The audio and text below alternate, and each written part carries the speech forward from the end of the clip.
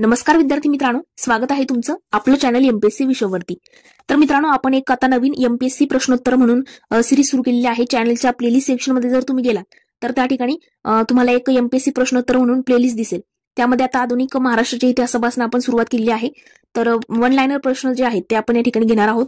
तर तुमची चांगली प्रॅक्टिस जी आहे ती होईल आणि जास्तीत जास्त तुम्हाला लवकर त्या ठिकाणी प्रश्न जे आहे ते कशा पद्धतीने टॅकल वगैरे करता येईल किंवा एखादा नवीन वृत्तपत्र असेल किंवा एखाद्याचा ग्रंथ असेल समाज सुधारकांचा वगैरे तर तो तुम्हाला माहित नसेल आणि ह्या लेक्चर सीरीज मध्ये जर तुम्हाला वाटलं की काहीतरी नवीन म्हणजे आहे इथे तर तुम्ही ते नोट डाऊन करायचंय तुमच्या नोट्समध्ये।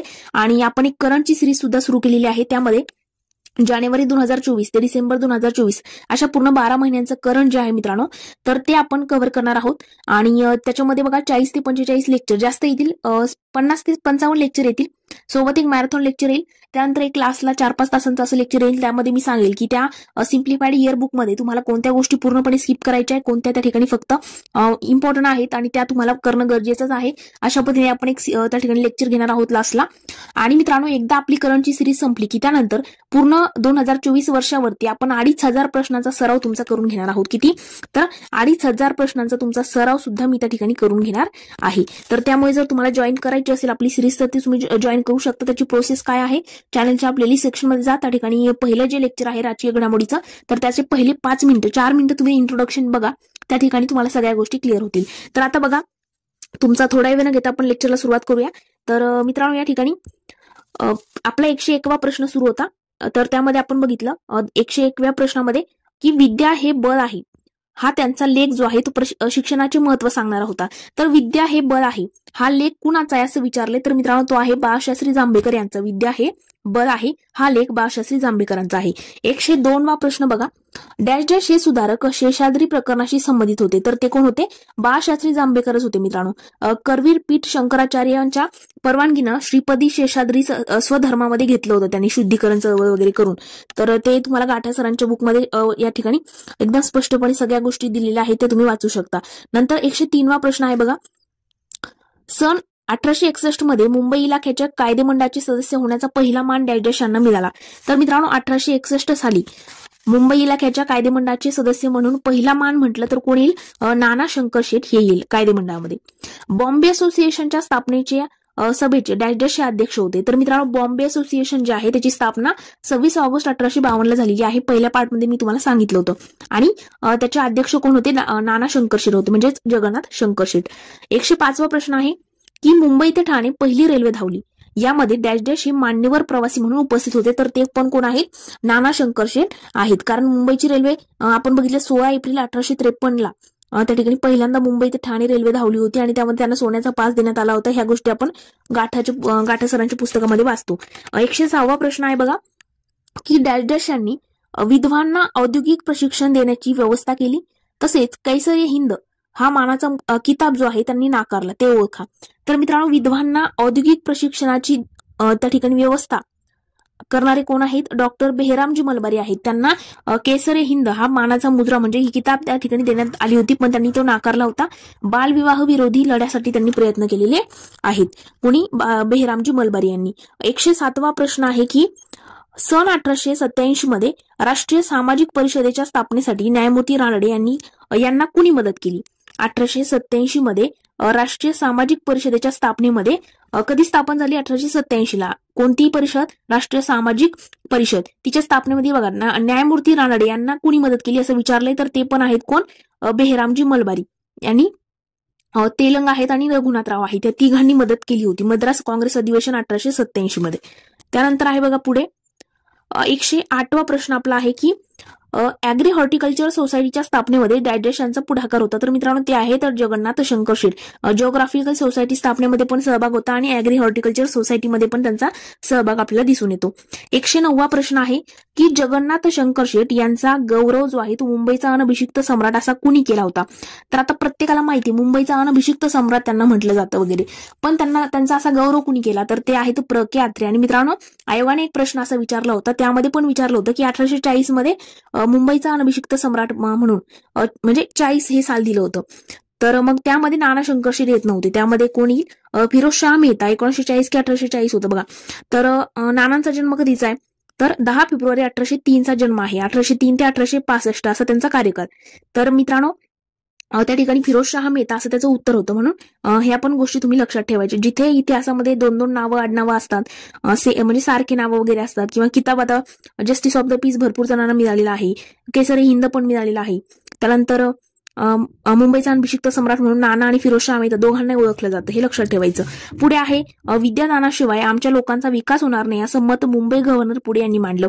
तर ते पण आहे. ते एल्फिन्स्टन समोर कोणी मांडलं होतं? जगन्नाथ शंकर शेट्टी यांनी, की विद्यादानाशिवाय आमच्या लोकांचा विकास होणार नाही. हे गाठा सरांच्या बुकमध्ये तुम्हाला सगळं वाचायला मिळेल. जर चांगलं तुम्ही समाजसुधारकांचं पुस्तक जे आहे ते चांगलं वाचा, गाठा सरांचं बुक. आता बघा 111वा आपला प्रश्न आहे. 111वा प्रश्न आहे. त्यामध्ये बघा सतीबंदी कायद्याच्या निवेदनावरती राजा राममोहन रॉय आणि डॅश डॅश यांची साईन होती. तर मित्रांनो सतीबंद कायद्याचा जो काही हे होतं पत्र, त्याच्यावरती आपल्या याच्या वतीनं कुणी साईन केली होती?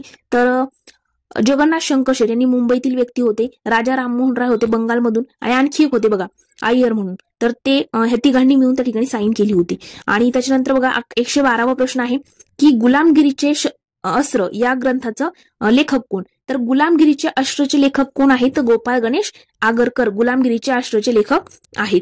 113वा प्रश्न आहे की बालविवाहावर टीका करून स्वयंवर पद्धतीचा आग्रह त्यांनी धरला. कुणी? बालविवाहावर टीका करून स्वयंवर करा असं म्हणणं कुणाचं होतं? गोपाळ गणेश आगरकरांचं. स्त्री शिक्षणाचा आग्रह सुद्धा त्यांनी धरलेला होता. त्यानंतर आहे बघा 114वा प्रश्न की मराठा सत्तेचा उत्कर्ष आणि भारतीय अर्थशास्त्रावरील निबंध लेखन कुणी केले? काय? मराठा सत्तेचा उत्कर्ष आणि भारतीय अर्थव्यवस्थेवरील निबंध लेखन तर न्यायमूर्ती महादेव गोविंद रानडे. मित्रांनो यांनी खंडणी शब्द वापरला होता बघा. तर आपण ते इकॉनॉमिक्सच्या अंतर्गत जेव्हा आपण कंबाईन पीवायक्यू अनालिसिसचं बुक घेतलं त्यावेळेला मी तुम्हाला प्रश्न विचारला होता. भरपूर जणांनी कमेंट सेक्शनमध्ये उत्तर पण दिलं होतं. तर या लेखनामुळे इतिहास तज्ञ अर्थशास्त्रज्ञ अशी त्यांची ओळख आहे. 115वा प्रश्न आपला आहे की छत्रपती शाहूंनी डॅश डॅश यांची नेमणूक डॉक्टर म्हणून मेमोरियल हॉस्पिटल कोल्हापूरमध्ये केली. तर कोल्हापूरचं जे मेमोरियल हॉस्पिटल आहे त्या ठिकाणी छत्रपती शाहू महाराज जे आहेत यांनी कुणाची नेमणूक डॉक्टर म्हणून केली? तर डॉक्टर कृष्णाबाई केळवकर यांची नेमणूक केली. 1902 मध्ये महिला डॉक्टर म्हणून कोल्हापूर येथे त्यांची नेमणूक झाली होती. 116वा प्रश्न आहे की भगवंतराव पाळेकरांनी जागृती डॅश डॅश येथून सुरू केले. तर जागृती जे आहे वृत्तपत्र तर ते भगवंतराव पाळेकरांचं आहे आणि त्यांनी बडोदा येथून 25 ऑक्टोबर 1917ला सुरू केलं होतं बघा. 25 ऑक्टोबर 1917ला जागृती कुणी सुरू केलं? भगवंतराव पाळेकरांनी सुरू केलेला आहे. 117वा प्रश्न आहे की विजय मराठा हे पुण्यातून डॅश डॅश यांनी सुरू केलं. तर विजय मराठा हे पुण्यामधून कुणी सुरू केलं? श्रीपादराव शिंदे यांनी सुरू केलं. तर असं विचारलं जाऊ शकतं की विजय मराठा हे कुणाचं आहे? श्रीपतराव शिंदेचं आहे. किंवा मग श्रीपतराव शिंदे यांनी विजय मराठा कुठे सुरू केलं? पुण्यातून सुरू केलं. कसे प्रश्न वृत्तपत्रावरती आले तर आपल्याला यायला पाहिजे. आता याच्यावरती मी एक चार्ट स्वरूपात तुमचं एक वृत्तपत्रांच्या इतिहासावरती स्पेशल लेक्चर घेणार आहे. त्यामध्ये पहिले वृत्तपत्र ते शेवटचं आतापर्यंत म्हणजे इतिहासातले आपण सगळे बघणार आहोत. त्यानंतर पुढे आहे बघा छत्रपती शाहूंनी डॅश डॅश यांना शिवचरित्र लिहिण्यास 2000 रुपयाची मदत देऊ केली. तर छत्रपती शाहू महाराज जे आहेत यांनी काही शिवचरित्र लिहिण्यासाठी 2000 रुपये कुणाला दिले होते? कृष्णाजी अर्जुन केळुसकर यांना, मराठा समाजातील व्यक्ती होते त्यांना दिलेले होते. सेवा सदनाच्या संस्थापिका 119वा प्रश्न आहे की सेवा सदनाच्या संस्थापिका डॅश डॅश या होत्या. तर मित्रांनो सेवा सदन वगैरे जे आहेत तर ते आपण एकदम शारदा सदन, सेवा सदन हे काय आहे, ते कशासाठी होतं, सगळं कंबाईन पीवायक्यू अनालिसिसची जी सिरीज आपण घेतली त्यामध्ये मी तुम्हाला सांगितलेलं आहे. तर रमाबाई रानडे यांनी सेवा सदनची सुरुवात केली होती. पूर्वीचं नाव यमुनाबाई चिपळूणकर त्यांचं आहे, नंतर रमाबाई रानडे असं पडलं. 120वा प्रश्न आहे की डॅश डॅश ही महाराष्ट्रातील पहिली कादंबरी म्हणून ओळखली जाते. यामध्ये विधवांच्या दुःस्थितीबाबत वर्णन केलेलं होतं. तर पहिली कादंबरी यमुना पर्यटन आहे मित्रांनो. बाबा पदमनजी यांनी 1857 मध्ये त्यांनी ती लिहिली होती. मराठीतील पहिली कादंबरी कोणती? यमुना पर्यटन नावाची. आता 121वा प्रश्न आहे बघा आजच्या लेक्चरचा. त्यामध्ये काय दिले की 1872 मध्ये डॅश डॅश यांनी स्वदेशी व्यापारावर अभ्यासपूर्ण व्याख्यानं दिली. तर स्वदेशी व्यापारावरती व्याख्यानं कुणी दिली? महादेव गोविंद रानडे यांनी दिलेली आहे. 122वा प्रश्न आहे की सन 1905 मध्ये तरुण अस्तिकांचा संघ डॅश डॅश यांनी स्थापन केला. तरुण अस्तिकांचा संघ कुणी स्थापन केला 1905 ला? तर महर्षी वीरा शिंदे म्हणजे काय? विठ्ठल रामजी शिंदे यांनी तरुण ब्रह्म संघ सुद्धा त्यांनी त्या ठिकाणी स्थापन केला होता पत्राद्वारे धर्म प्रसारासाठी. 123वा प्रश्न आहे की युवक ब्राह्मो संघाची स्थापना कुणी केली? तर मित्रांनो, युवक ब्राह्मो संघाची स्थापना म्हणजे तरुण ब्रह्मसंघ आताच वरती बघितलं, वीरा शिंदे, विठ्ठल रामजी शिंदे यांनी 1923 मध्ये प्रार्थना समाजातून जाऊन ब्राह्मो समाजात कार्य त्यांनी केलेलं होतं. त्यानंतर बघा 124वा आपला प्रश्न आहे की भारतीय अस्पृश्यतेचा प्रश्न हा प्रबंध वीरा शिंदे यांनी डायजेस्ट येथून प्रसिद्ध केला. भारतीय अस्पृश्यतेचा प्रश्न जो आहे तो वीरा शिंदे यांनी कुठून प्रसिद्ध केला? कोल्हापूर 1933 साली प्रकाशित केला होता. 125वा प्रश्न आहे की पंडित श्यामजी कृष्ण वर्मांची बघा शिवाजी शिष्यवृत्ती मिळवून पंडित श्यामजी कृष्ण वर्माची शिवाजी शिष्यवृत्ती मिळवून डॅश हे इंग्लंडला बॅरिस्टरची पदवी घेण्यासाठी गेले. तर ते आहेत विदा सावरकर, हे इंग्लंडला बॅरिस्टर पदवी घेण्यासाठी गेले होते. 126वा प्रश्न आहे की स्त्री पुरुष तुलना नावाचे पुस्तक कुणी लिहिलं? मित्रांनो, स्त्री पुरुष तुलना म्हटलं की फक्त एकच नाव डोळ्यासमोर येतं आपलं, ताराबाई शिंदे. कारण स्त्री पुरुष तुलना एवढंच त्यांनी ग्रंथ त्या ठिकाणी लिहिला आहे, बाकी काही नाही. जसं आपण बाळशास्त्री जांभेकर यांच्याबद्दल बघतो, भरपूर ग्रंथलेखन त्यांनी केलेलं आहे. 127वा प्रश्न आहे आपला की अस्पृश्यांची कैफियत या पुस्तकाचं लेखन कुणी केलं? मित्रांनो, अस्पृश्यांची कैफियत हे महात्मा फुले यांनी लिहिलेलं आहे. 128वा प्रश्न, सार्वजनिक सत्यधर्म हा ग्रंथ प्रकाशित करण्यासाठी आर्थिक सहाय्य डॅश यांनी केलं. सार्वजनिक सत्यधर्म हा ग्रंथ जो आहे तो प्रकाशित करण्यासाठी आर्थिक सहकार्य कोणी केले? मोरो विठ्ठल वाळवेकर यांनी आर्थिक सहकार्य त्या ठिकाणी केलेलं आहे. नंतर 129वा प्रश्न आपल्याला विचारलाय की सन 1927 मध्ये जेधे जवळकर या नावाची पुस्तिका कुणी लिहिली? तर जेधे जवळकर नावाची पुस्तिका 1927 ला अच्युत बळवंत कोल्हटकर यांनी जेधे जवळकर नावाची पुस्तिका लिहिलेली आहे, अच्युत कोल्हटकर यांनी. त्यानंतर 130वा प्रश्न की दीनबंधू सार्वजनिक सभेची स्थापना डॅश यांनी केली. दीनबंधू सार्वजनिक सभेची स्थापना कुणी केलेली आहे? कृष्णराव भालेकर यांनी. आणि त्यांनीच दीनबंधू वृत्तपत्र सुद्धा चालवलेलं होतं सत्यशोधक समाजासाठी. ओके, तर ते आपण बघितलेलं आहे. प्रार्थना समाजाचं मुखपत्र कोणतं होतं ते मला आता तुम्ही कमेंट सेक्शन मध्ये सांगा. आता पुढे बघा, पुण्यामध्ये महिला सेवा मंडळातर्फे डॅश यांनी 1852 मध्ये महिला तिळगुळ वाटपाचा कार्यक्रम ठेवला होता. पुण्यामध्ये महिला सेवा मंडळातर्फे कुणी 1852 मध्ये महिला तिळगुळ वाटपाचा कार्यक्रम ठेवला होता? सावित्रीबाई फुले यांनी. सार्वजनिक तिळगुळ वाटप कार्यक्रमाच्या अध्यक्षा E.G. जोन्स ह्या होत्या आणि सावित्रीबाई फुलेंनी तो कार्यक्रम आयोजित केला होता. आता पुढे बघा 132वा आपला प्रश्न आहे. तर बघा 132वा प्रश्न काय? भांबुर्डे येथे हितोपदेशक भजन समाज आणि छोटे ग्रंथालय जे आहे ते यांनी सुरू केलं. तर हितोपदेशक भजन समाज जो आहे तो कृष्णराव भालेकरांनी सुरू केलेला आहे आणि पुणे सुशिक्षण गृहाची स्थापना सुद्धा भालेकरांनी केलेली आहे. नंतर बघा 133वा प्रश्न आहे. एक सेकंद, मी खालचे एकदा इरेज करते म्हणजे नाही तर तुम्हाला वाटेल की नेक्स्ट प्रश्न चालू आहे, तरी मी प्रश्न सांगते दरवेळेला कोणता आहे. बघा 133वा प्रश्न काय? कृष्णराव भालेकर जे आहेत या वृत्तपत्रांचे कृष्णराव भालेकर या वृत्तपत्राचे संपादक होते. मग कृष्णराव भालेकर यांनी कोणकोणते वृत्तपत्र काढले? तर दीनबंधू आणि शेतकऱ्यांचा कैवारी हे 2 वृत्तपत्र त्यांनी काढलेले आहेत. त्यानंतर युनायटेड स्टेट्सची लोकस्थिती व प्रवास वर्णन हा ग्रंथ काय? युनायटेड स्टेट्सची लोकस्थिती आणि प्रवास वर्णन हा ग्रंथ कुणी लिहिला? तर त्या आहेत पंडिता रमाबाई. 135वा प्रश्न आहे की महाराष्ट्राचे ईश्वरचंद विद्यासागर असं यांना म्हटलं जातं. तर महाराष्ट्राचे ईश्वरचंद विद्यासागर कुणाला म्हटलं जातं? विष्णू शास्त्री पंडित. विष्णू शास्त्री चिपळूणकर पंडित हे तुम्हाला थोडं कन्फ्युजन करण्यासारखं आहे, पण लक्षात ठेवा विष्णुबुवा ब्रह्मचारी. तर मग महाराष्ट्राचे ईश्वरचंद विद्यासागर असं कुणाला म्हटलं जातं? विष्णू शास्त्री पंडितांना त्या ठिकाणी म्हटलं जातं. 133वा आपला प्रश्न आहे की अंधासाठीची देशातील पहिली शाळा डॅश यांनी सुरू केली. तर अंधासाठीची देशातली पहिली शाळा कोणी सुरू केलेली आहे? पंडिता रमाबाई यांनी. आणि बातमी सदन सुद्धा त्यांनी सुरू केलेलं आहे. मागे आणखी मी सांगितलं ना तुम्हाला, सेवा सदन, बातमी सदन हे पंडिता रमाबाईंनी सुरू केलं. 137वा प्रश्न आहे आपला की द हायकास्ट हिंदू वुमन हे पुस्तक बघा, द हायकास्ट हिंदू वुमन हे पुस्तक जे आहे ते इंग्रजी भाषेमध्ये यांनी लिहिलं. तर हे पंडिता रमाबाईंनी द हायकास्ट हिंदी वुमन हे पुस्तक इंग्रजी भाषेमध्ये पंडिता रमाबाईंनी लिहिलेलं आहे 1888 ला. भारतातील स्त्रियांची वाईट स्थिती त्याचं वर्णन सुद्धा त्यांनी केलेलं आहे.